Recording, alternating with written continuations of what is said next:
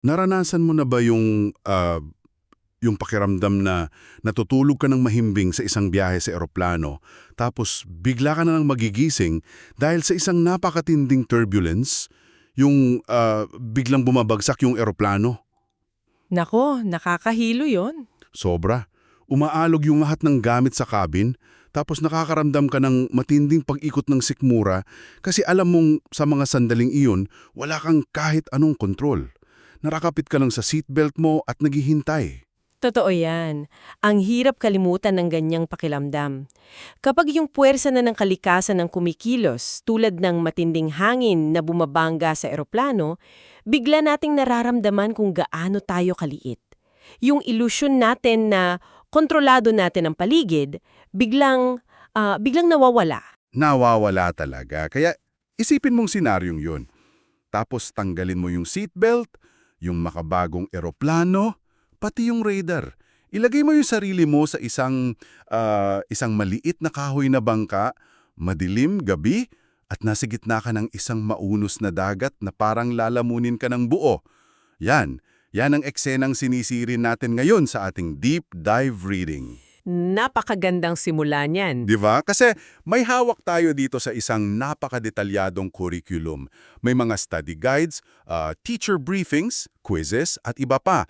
Nakasentro ito sa pagtuturo ng isang sikat na kwento mula sa Marcos 4 at Mateo 14. Ang pamagat ng mismong lesson plan ay 61 of 100 Jesus power over a stormy sea. At bago pa tayo lumayo, gusto kong linawin sa iyo na nakikinig na hindi tayo nandito para pumanig sa anumang teolohiya o relihiyosong debate. Wala tayong kinikilingan dito. Tama. Ang layunin natin ay suriin ng objektibo kung paano inilalahad ng orihinal na material ang mga ideyang ito sa mga estudyante. Susuriin natin ito para intindihin yung sining ng pagtuturo. Paano mo nga ba ipinapaliwanag ang isang nakakatakot na konsepto ng kalikasan at kapangyarihan sa isang bata nang hindi sila tinatrauma? Eksakto. Paano mo sinisigurong naiintindihan nila yung bigat ng kwento? Okay, himayin natin ito. Bakit nga ba napakabisa ng kwentong ito sa pagtuturo ng konsepto ng kapangyarihan? Ano ang unang hakbang nila? Magsisimula tayo sa setting. Inilalatag talaga nila yung detalye kung gaano kadelikado ang dagat ng Galilee o yung Sea of Galilee. Hindi lang nila basta sinabing umuulan. May instructions pa nga na ipa-highlight sa mga estudyante ang 5 mahalagang katotohanan tungkol sa dagat na ito. Kasi parang malaking mangkot yung dagat na palibot ng matataas na burol at bundok.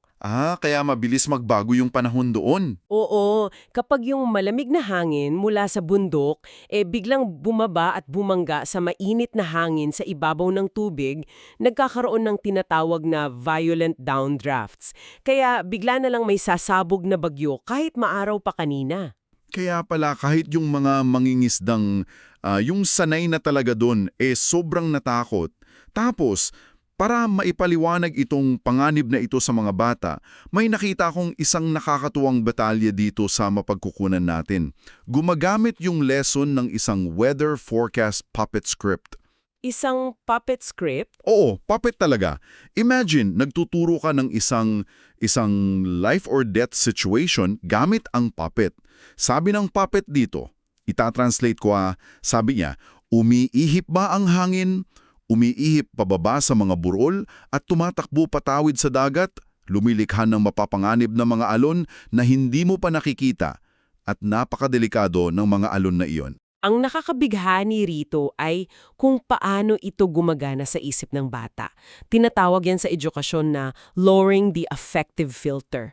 Kapag ang isang bata ay nakakaramdam ng matinding takot o stress, nagsasara yung utak nila. Hindi sila matututo. Yung puppet, nagsisilbing itong ligtas na tulay. Ipinapaunawa nito yung panganib nang hindi sila na-overwhelm. Nakakabilib yung ganyang approach kasi isipin mo yung aksyon Umaapaw na yung tubig sa bangka, basa na silang lahat. Ibig sabihin, yung mga batas ng kalikasan ay umiiral ng buing bangis sa sandaling iyon. Tapos, nakasaad dito na nag-utos si Jesus, payapa, maging tahimik.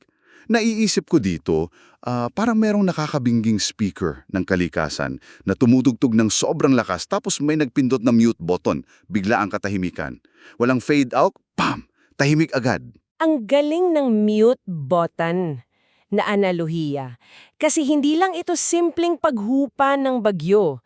Ipinapakita ng teksto na isang tahasang intervention, parang pansamantalang sinususpende ng Diyos ang mismong mga batas ng kalikasan na siya rin ang gumawa para lang isakatuparan ang kanyang layunin. Iyan yung gustong ipaintindi ng curriculum. Pero sandali, dito may gusto akong usisain. May pushback ako dito sa reaksyon ng mga disipulo. Kasi tinuturuan ng mga estudyante na isaulo ang Marcos 4.41. Sabi doon, at sila'y napuno ng matinding takot at nagsabi sa isa't isa, sino nga ba ito na kahit ang hangin at ang dagat ay sumusunod sa kanya? Sandali, bakit sila mas natakot noong tumigil na ang bagyo? Kasi hindi nila inaasahan yun. Diba dapat nakahinga sila ng maluwag? Kung ako yung nandun, yayakapin ko siya at magpapasalamat ako. Pero dito, mas lalo silang naninig sa takot. Dito ito nagiging sobrang kawili-wili. Kasi hinihimok ng lesson ang mga estudyante na isipin yung dahilan, bakit nga ba sila natakot? Ang nakalagay dito dahil kalmado lang si Jesus. Walang bahid ng takot. Kung ikokonekta natin ito sa mas malaking larawan, yan ay tinatawag na cognitive dissonance. Magkasalungat na realidad yung nakikita nila. Sanay sila sa bagyo dahil mga mangingisda sila. Alam nilang nakakamatay ang dagat. Pero yung makakita ka ng isang taong kayang utusan ng dagat na parang alagang aso, yan isang nakakatakot na konsepto. Kasi hindi kilalang kapangyarihan yun. Oo nga, no? Isang hindi kilalang kapangyarihan. Ipinapaaliwanag ng dokumento na ang takot nila ay nag-ugat sa nakitang pagkontrol sa isang napakalaking natural na pangyayari. Wala pa silang nakitang bagyo na namatay ng ganong kabilis. At iyon ang nagpaunlad sa pag-unawa nila. Gumagawa ito ng isang accumulating body of evidence o yung naipon na ebidensya tungkol sa kung sino pa talaga si Jesus. At mapapansin mo iyan sa pag-usad ng kwento kasi binanggit din dito yung sa Mateo 14, kung saan naglakad naman siya sa tubig, tapos doon, unang beses siyang tinawag ng mga disipulo bilang anak ng Diyos, at doon, sinamba na nila siya. Nagbago yung reaksyon mula sa takot, papunta sa pagsamba. Dahil naipon na nga yung ebidensya, nagbabago yung pananaw ng tao kapag nakakakita sila ng paulit-ulit na patunay. Pero ang tanong, paano tinitiyak ng curriculum na tatatak ang mensaheng ito sa isip ng mga estudyante? Bukod sa puppet at quizzes, paano mo ipaparamdam yung psychological na epekto sa isang bata? May binabanggit ang mapagkukunan natin tungkol sa sining. Ginamit nila yung sikat na painting ni Rembrandt. Oo, yung Jesus and His Disciples on the Sea of Galilee. Napakalakas ng visual art sa pag-aaral kasi kapag binasa mo lang na natakot sila, salita lang yun. Pero sa painting na yun ni Rembrandt, makikita mo yung gulo. Makikita mo yung panic sa mga mukha ng mga disipulo. May nakasuka pa nga sa gilid ng bangka. Oo, grabe yung detalye ng painting na yon. Pilit nilang inaayos yung napunot na layag habang yung iba ginigising si Jesus. Bine-validate ng painting na yon ang takot ng mga bata. Na parang sinasabing, okay lang matakot kasi pati itong mga barakong mangingisda natakot din. Tama, nagiging totoo ang panganib para sa kanila. Pero bukod sa visual arts, may iba pang estrategya ang curriculum. Ginagamit nila ang mga narrative summaries. Para itong mga buod na idinisenyo para mapunan yung mga araling nakaligtaan ng bata kung sakaling umabsent sila. Kaya ano ba ang ibig sabihin ng lahat ng ito? Yung mga narrative summaries na yan, naisip to, para itong yung bahaging previously on na pinapanood natin bago magsimula ang isang bagong episode ng paborito nating serye sa Netflix. Bago ka pumasok sa bagong kwento, kailangan mong maalala yung nangyari para mapanatili yung daloy. Eksakto yan. Kasi kung mapuputol ang kwento, masisira ang pag-ipon ng ebidensya na pinag-usapan natin kanina.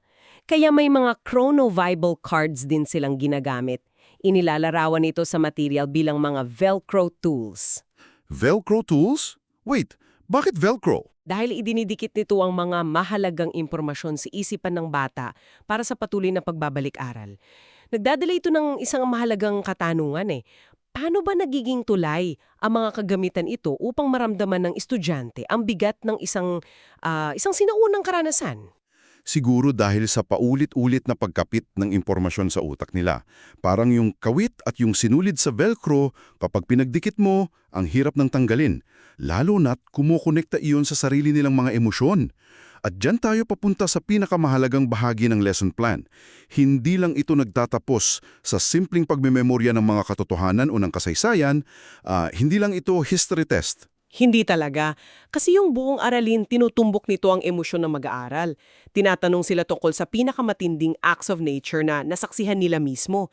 Baka nakaranas sila ng malakas na lindol o matinding pagbabaha sa kanilang lugar. Kaya nililipat ng materyales yung bigat ng leksyon. Mula sa pisikal na kalikasan doon sa dagat ng Galilea, papunta sa direktang pagtitiwala sa oras ng pansariling mga paghihirap. Kaya sa huli, tinatanong ang estudyante, naniniwala ka ba na may kapangyarihan si Jesus na tulungan ka sa mga paghihirap na iyong nararanasan? Doon gumagana yung Velcro, ano? Idinikit na yung sinabunang kwento doon sa personal nilang karanasan sa kasalukuyan. Napakahusay na paraan ng pagtuturo. Hindi na lang ito isang kwento sa Biblia, kundi nagiging isang anchor point sa buhay ng bata kapag sila naman ang humaharap sa sarili nilang mga pagsubok o mga sarili nilang bagyo. Yalang layunin ng lahat ng mga kagamitang ito. At yan din ang natutunan natin sa malalim nating pagsisiyasat ngayon. Nagsimula tayo sa isang maunos na dagat ng Galilea na inilarawan ng isang nakakatuwang puppet. Tapos lumipat tayo sa matinding takot at malalim na pagkamangha ng mga disipulo habang pilit nilang inuunawa yung uri ng kapangyarihang nasaksihan nila. Hanggang sa makita natin kung paano ginagamit ang sining ni Rembrandt at yung mga Velcro tools para ituro ito ng epektibo sa mga estudyante. Nakita natin kung paano nagiging tulay ang isang mahusay na lesson plan upang maranasan ng mamamag-aaral ngayon yung parehong evolusyon ng emosyon na naranasan ng mga disipulo noon mula sa takot sa bagyo papunta sa pagkamangha sa kapangyarihan. Kaya para sa iyo na nakikinig sa aming deep dive ngayon, bago tayo maghiwalay, gusto ka naming iwanan ng isang mapaghamong ideya na nakaangkla sa material natin pero lumalawak sa sarili mong buhay. Naisip mo ba ang konsepto ng mga Velcro tools? Kung ang mga estudyante ay nangangailangan ng chronobible cards at mga narrative summaries para hindi makalimutan ang mga kwento ng pag-asa at kapangyarihan, ano naman ang sarili mo mga Velcro tools? Oo nga. Ano ang mga ginagamit mo sa iyong buhay upang paalalahanan ang iyong sarili na manatiling kalmado? Eksakto. Ano ang nagpapaalala sa iyo na may kakayahang sabihing payapa?